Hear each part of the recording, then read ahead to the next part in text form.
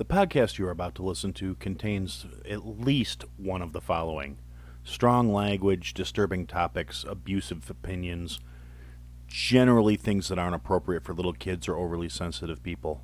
So, if any of that stuff's going to get your nose out of joint, this is your chance to turn it off. Welcome to I Had to Say It, the podcast where I talk about things that I feel need talking about, and sometimes they're not getting the attention they deserve. And your feelings, they're not under consideration. Hey everybody, welcome to another episode of I Had to Say It. Today is, the day this is dropping at least, is officially the 1 year anniversary of the podcast. I launched the first 3 episodes last August 31st. It's been kind of a wild ride. At the recommendation of somebody who I consider a friend of the show, Russ from the Infectious Groove podcast. I've talked about him before. I've told you guys to go check out their Vinyl YouTube channel. I've plugged them on every form of social media because, not that they've asked me to, not that there's anything, there's no tit for tat or anything going on. It's just, I honestly think it's an awesome show and you should all be listening to it. So Russ said, I put a post out on social media a few days ago, like, hey, I just realized the first anniversary of the show's coming up. What should I do for an anniversary kind of episode? Anybody got any ideas? And beyond the usual ranting and raving that I usually do, and Russ's idea was a good one. He said, why don't you do kind of a retrospective of what you've done over the last year? He says, and I was like, I got to thinking about it, and there's been a lot of changes in the show. I've learned a lot. I've found some venues and things that it's been an experience for me, and hopefully it's been an experience for anybody that's listening to it. This is going to be a little atypical of what you usually get if you tune into this show, other than the fact that when I first started out, I always said I'm not going to promise you that there's going to be any guarantee of what's going to be here. And I did initially have some pretty solid aspirations of it was a very schizophrenic concept. There was no concept. It was, well, maybe I'll do some cooking stuff. Maybe I'll do some life tips. Maybe I'll do some as much as I hate the phrase life hacks, if you figured something out, it's not a fucking hack. It's just a different way of doing something. And it may be a shortcut. A hack is basically, to my mind at least, a hack is a way to game the system. If you figured out a way to game the system and to get through life and you want to share it with other people, that's great. It's not necessarily a fucking hack, though. But I digress. Yeah, so those early episodes, I got episodes about things you need to... And I think the information's still good. I think there's still stuff people should be hearing out of the earlier episodes. Things to think about when getting your first place. Things to think about when you are getting ready to rent. Things you need to have to live on your own. Little tips and tactics about survival and getting out on your own and being in a solid position, and hopefully just pointing out a few things that people might not normally think about. And like I said, there are several of those episodes in the back catalog, and I do think it's good information. And I've talked repeatedly about doing cooking episodes and giving out recipes, and I've been thinking about that. Realistically, that is something I am capable of. For anybody who doesn't know, I am a chef. I've been a food service professional for over 25 years. I have been a qualified, certified chef for a little less than that, but still almost 2 decades. So, looking at that, yeah, I do have a skill set there, and I do have some marketable skills. Maybe if I ever set up a Patreon or whatever, there is an option on one of the Buy Me a Coffee page to book virtual cooking lessons, which literally no one has ever, I think, even looked at the link, but I did put it up there. It was more as a joke than anything else, just for me, for my own, let's see if I can put this up here. When I was trying to figure out how to set things up, I was like, oh, this is how you set up premium content, and I never took it down, but I also never expected anybody to click on it. But I guess that always is an option, too. I mean... But it's definitely, and that was also, I was doing all that when I was furloughed, thanks to the pandemic last year. And I had time where it was like, yeah, I can book online cooking lessons. This might be a good way to supplement the fact that I'm not working. But now I am working, and I suppose if somebody really wants some online cooking lessons, I will be happy to give them to them. But it's going to be a lot more logistic stuff involved. But on the other side of that coin, maybe I could actually film it at my work kitchen and and have an actual professional setup to do it in, and just say, here's some instructional videos. We're looking at, well, anyway, that's a whole nother thing. But yeah, it's been an interesting year. I've branched out on social media, went out. I've met a lot of really cool people online from primarily a lot of other podcasters, because the indie pod scene is humongous and it grew geometrically thanks to the pandemic, and I'm a prime example of that. This show exists because after talking about it for years, I finally decided to do something about it, because all of a sudden I had an extra 40 plus hours a week where I didn't have things to occupy my time. And because of that, I set up all the social media accounts and all that stuff and kind of tried to dive in with both feet, and I met some really cool people through networking, through Twitter and Facebook and Instagram, and talking, like any other networking situation. I talked to people that had other shows that I was interested in, and then through them I met other people and I found other shows. And I went from somebody who listened to a couple of podcasts every now and then to somebody who listens to like 4 to 7 a day, depending on what day it is and what new releases come out. And if there is nothing new that comes out on a particular day, which is a very rare thing, but some of the shows I listen to are like bi-weekly. Some shows don't necessarily put out episodes all the time. So if I have some downtime and there's not any episodes on my itinerary to listen to, I'm either checking out a new program or trying to get caught up on somebody's back catalog. Some of the people I've been interacting with over the last year have massive back catalogs, and it's going to take me a long time to get caught up on all of them. So it's a thing, but I enjoy it, and I found out I enjoy it, and I found out I enjoy things that I didn't think I would enjoy. I've started listening to true crime stuff, which I've spent years giving my wife flack about her fascination with true crime television programs, and realistically, I still don't sit down and watch that stuff. I mean, I sit down with her, but I don't pay attention when she's on that stuff. That's when I'm doing my social media networking and all that other crap.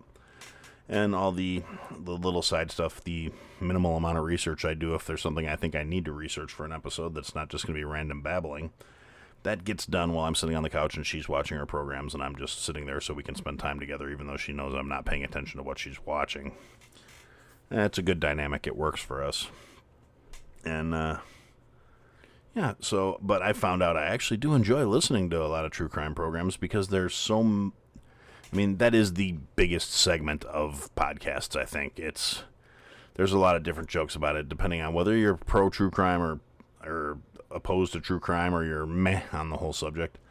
And there's people that'll say it's because every basic bitch has a true crime podcast, and I don't agree with that. I think a lot of basic bitches do have true crime podcasts, but I don't think having a true crime podcast automatically makes you a basic bitch. I've met some really, really cool people, really smart people with way more education than I have, that are into true crime, and it's something they find interesting. And the shows are amazing. They are deep dives. They are different approaches. They are looking at aspects of why and how. It's not just, there's only so much stuff out there as far as what's available for information. But there's a lot of different things that are flavored with a personal flair. You get their take on things. You get their approach is not necessarily always the same. And there are different thematic things, whether it's true crimes that happened nothing newer than 2 centuries ago, or true crimes that were committed by a certain specific segment of the population, whether that be true crimes that were committed by corrupt cops, or true crimes that were committed by people in this country, true crimes that were all committed in the Scottish Highlands, true crimes that were all committed prior to 1875. There's a metric shit ton of these shows out there, and a lot of them are fan-friggin-tastic. And I've found shows that were, about social commentary and social issues. And, I kind of fall under that umbrella as well. Although, I don't know. I don't exactly know where I fit. Every time I look at the charts, and I try not to do that too often just for the sake of my own ego. If you guys are listening to this episode and you haven't already turned it off by now, thank you, for starters. Second off, I'm going to assume you're the people that listen to me on a regular basis, because I have a pretty consistent core, according to my metrics, of about 35 people. The numbers were higher for a little while, but my estimated audience has kind of seemed to when everybody started seeing some pullback and some shrinkage in their numbers with the start of summer, and so I know it wasn't just me, but at the same time, that seems to be where I'm tapping out at. I've got 30 some people that listen on a regular basis, so thank you to you guys. You're awesome. I appreciate the love. If you are a listener on a regular basis, if you go check out the website, that would be fantastic. I normally throw all this crap in at the end, I guess, but I don't. One thing I've noticed is a lot of other shows are talking about their merch and their websites and all this other stuff, and I'm not trying to do this to make a living. I'm doing this. This is my hobby. This is for fun. I do merch because I think it's a fun thing, and basically anything that comes from that is going right back into the show. That's so I can buy like stickers and coffee mugs and shit to give away as prizes or gifts or whatever.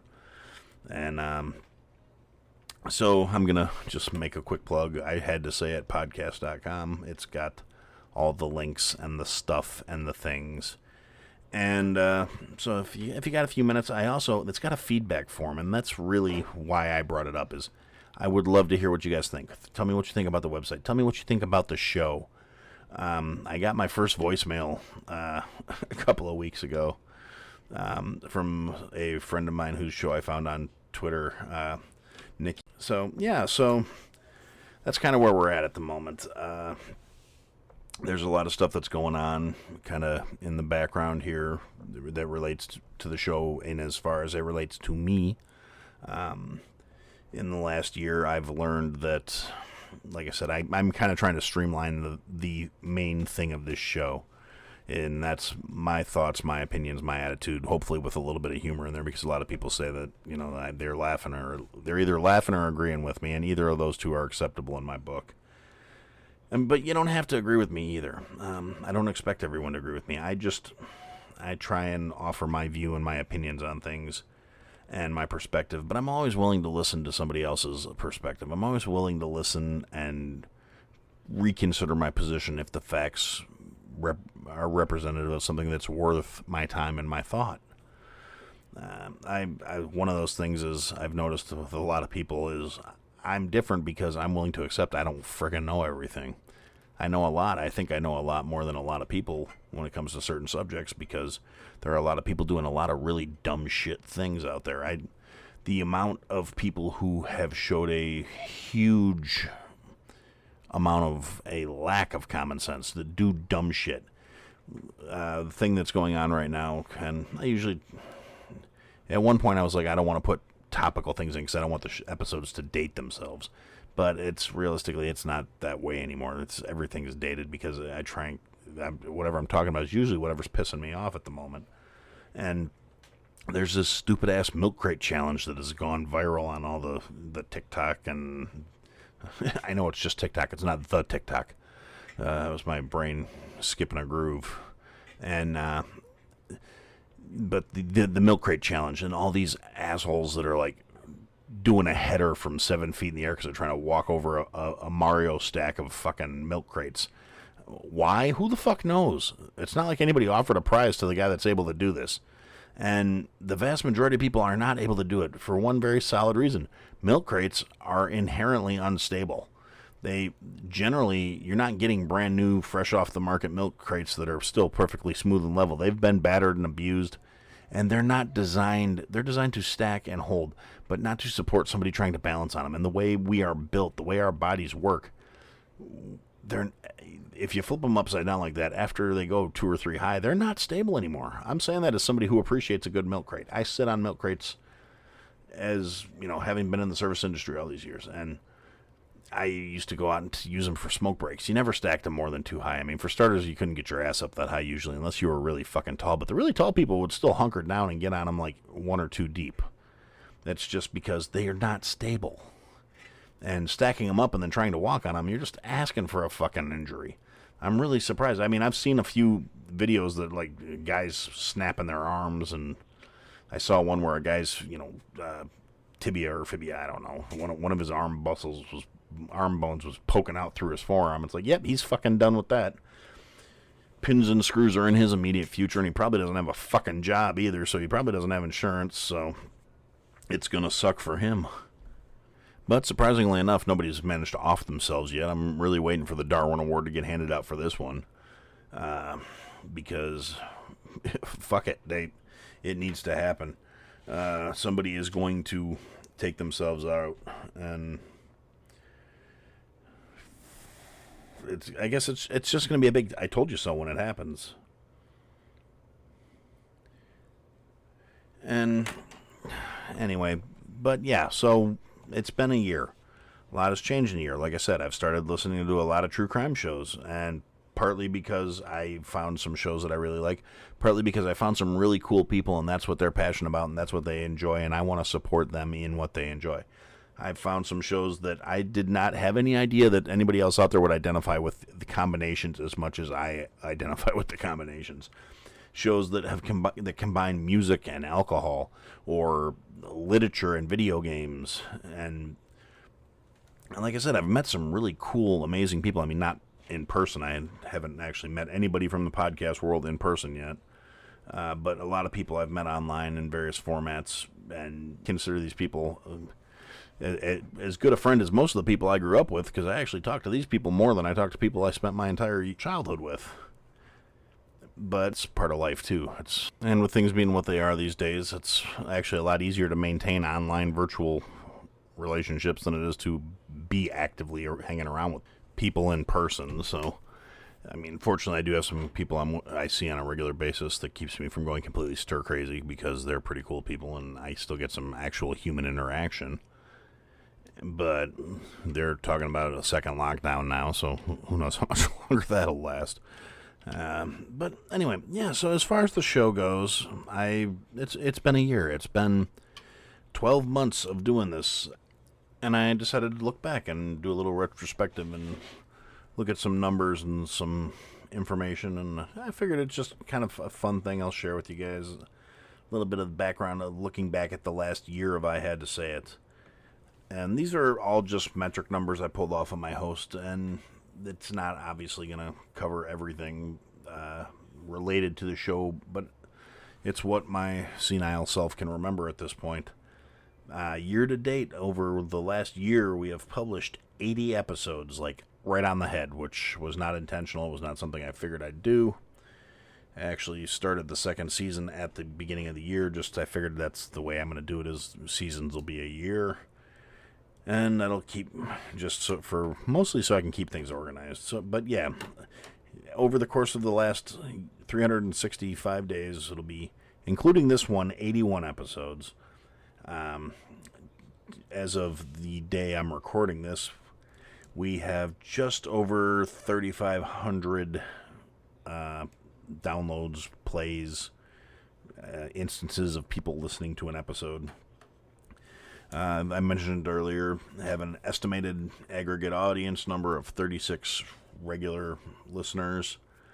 The average episode is playing 39 times per episode. Some of them, I think, we get non-repeat listeners. We get people that just pop in and check something out, or they find something in a search or a meta tag or whatever it is, SEO information.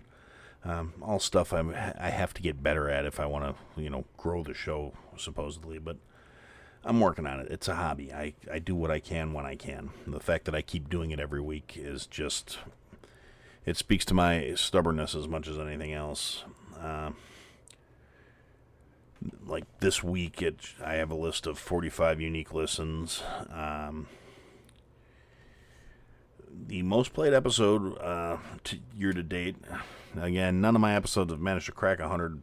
I'm not in triple digits on anything yet. That's kind of a goal for this next year, is to hopefully get the regular listeners up. But it would tickle me to get one of the episodes to break 100 plays. I don't know why. It's just a goal. But the most played episode so far, with a whopping 87 plays, was the episode called Cancel This, which was one of my... I've gone off about it more than once, but with the whole cancel culture and things getting canceled and somebody being brought up as, oh, we're going to cancel this. And it irritates me. I think cancellation is stupid. You can't make bad things just disappear like they never happened. You can't say, oh, well, you fucked up and you're done.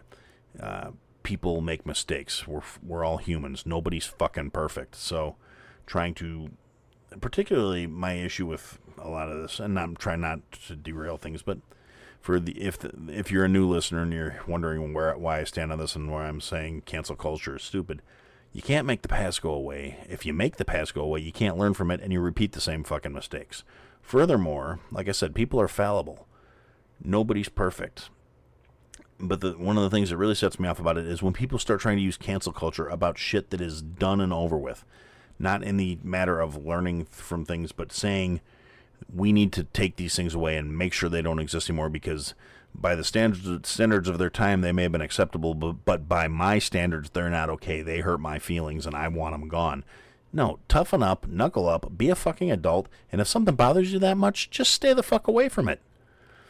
Forcing your opinions, your beliefs, and your ideals of what should be acceptable on someone else when it literally, if you weren't going out actively looking for it, wouldn't be impacting you, you need to go fuck off. I don't support, if you've listened to any of the episodes, and I always feel the need to make this statement when I say things like that, just because people want to get bent out of shape and they want to come at me and, oh my God, you're this, that, and the other. I will argue and debate with anybody, anytime, anywhere, when they try and tell me I'm something I'm not. And I'm not judgmental in regards of, I've never held it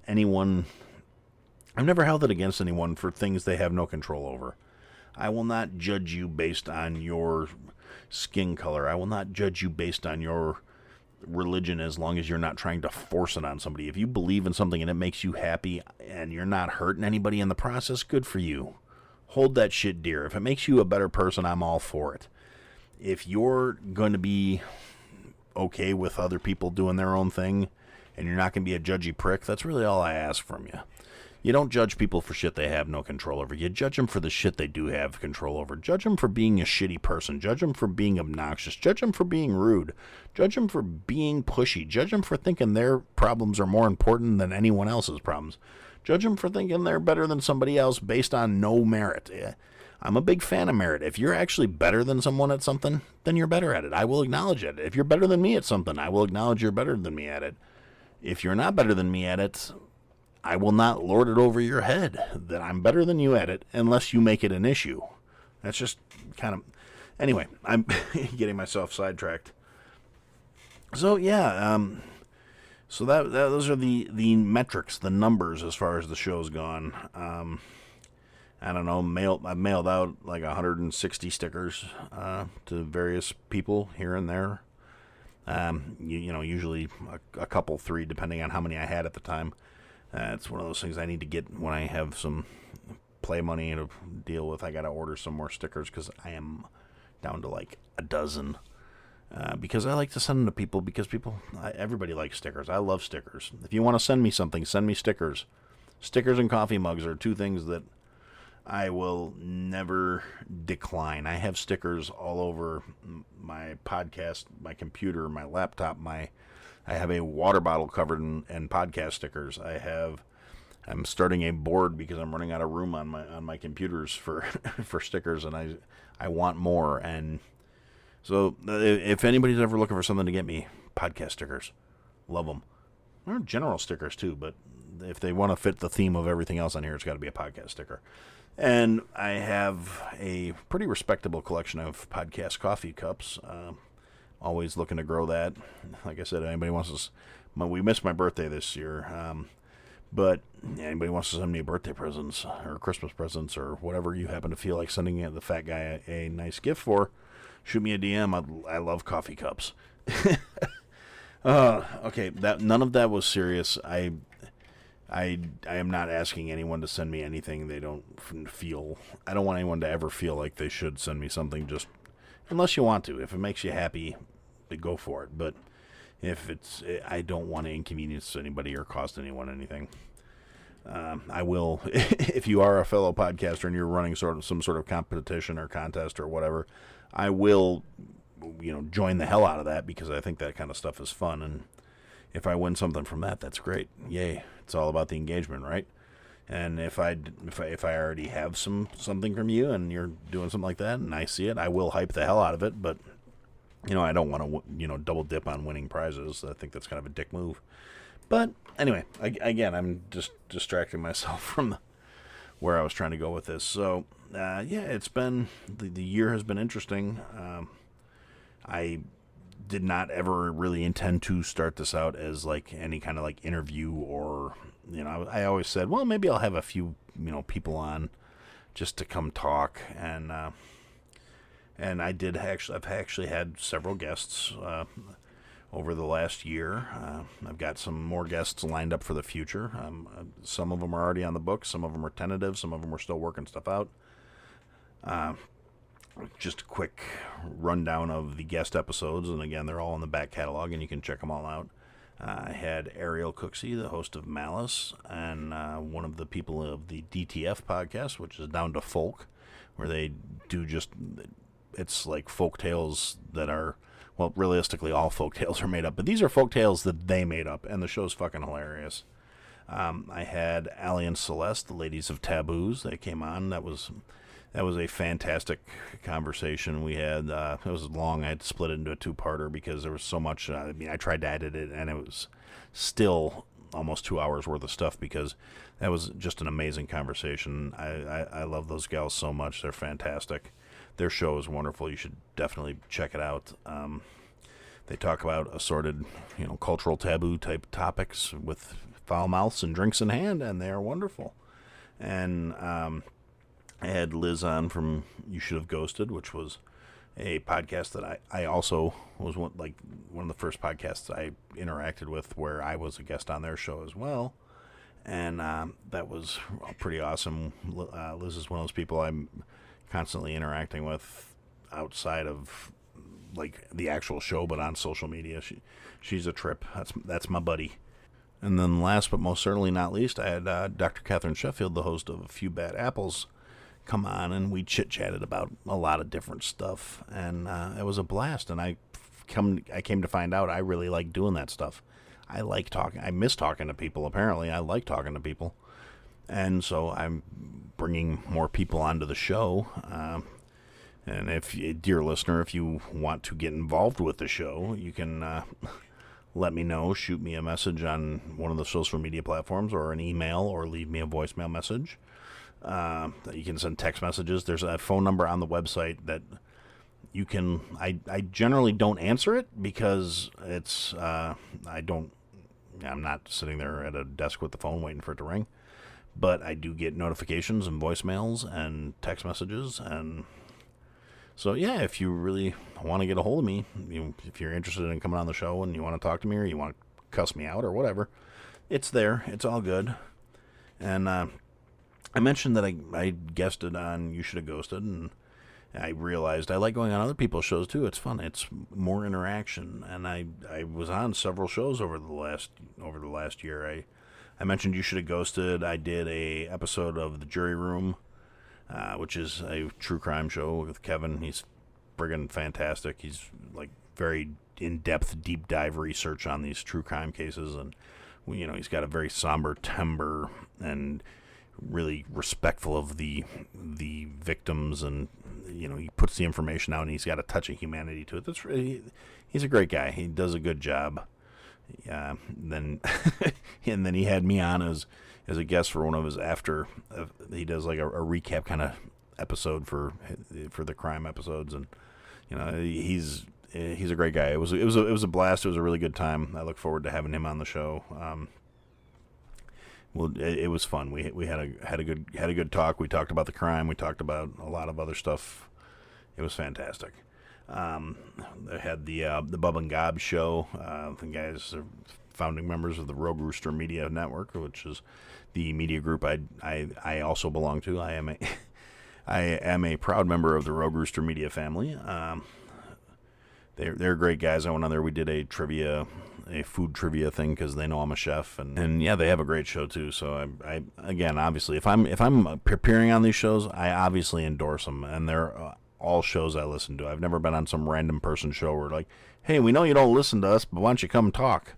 Oddly enough, I've gotten a few DMs on like Twitter and stuff where it's like, hey, how would you like to come on our podcast? And it's like, I've never friggin' heard of you. You literally just started following me 15 minutes ago.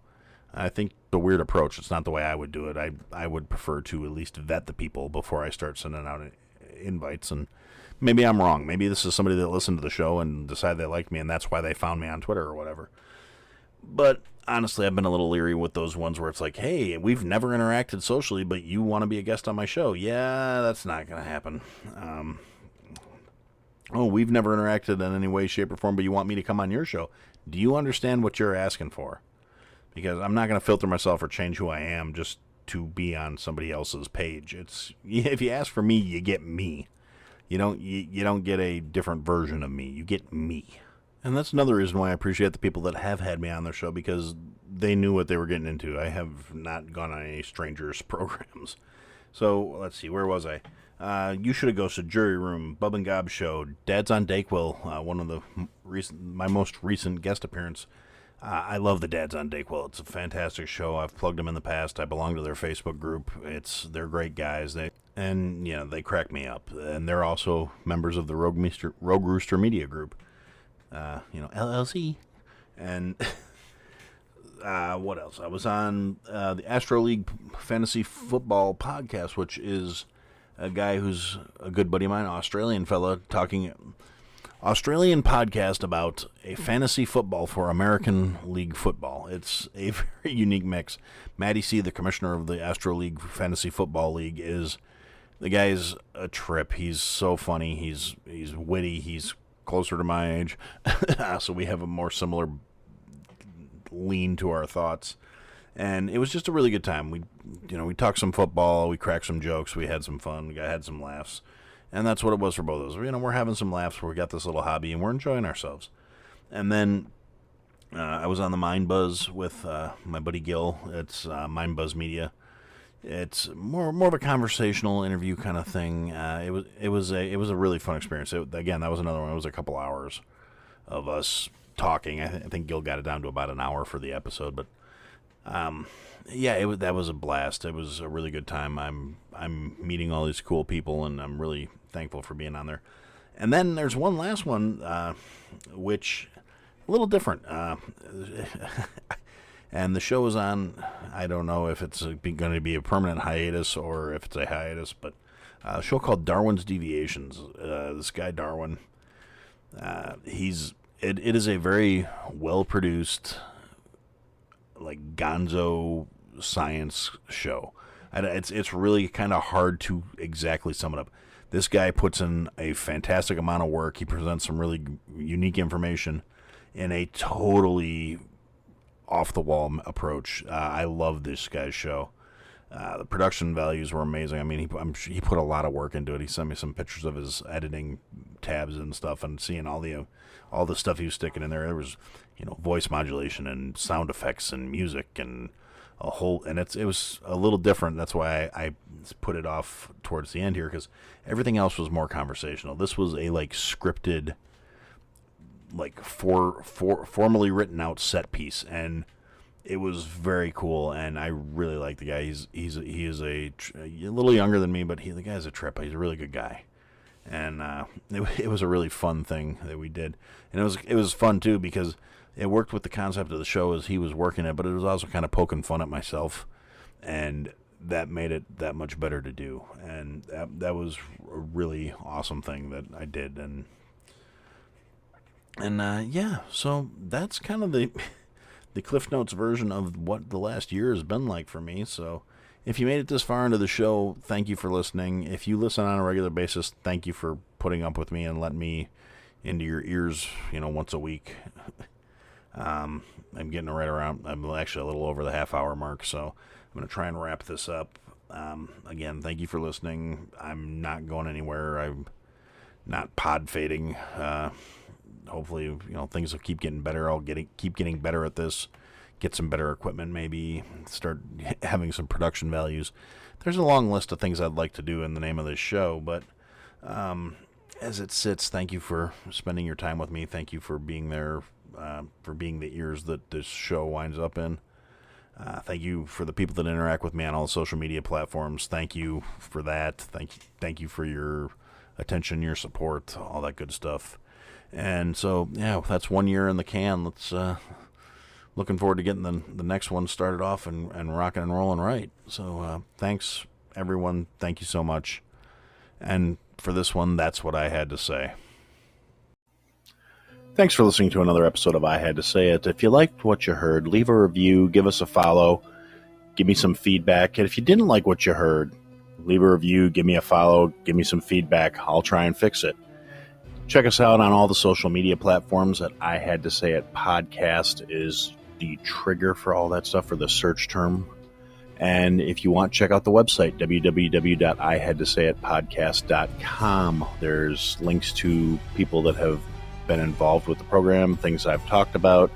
There are some links available for some merch that we're working on, and there are ways to contact us there as well. And thanks for listening, and I look forward to talking to you again soon.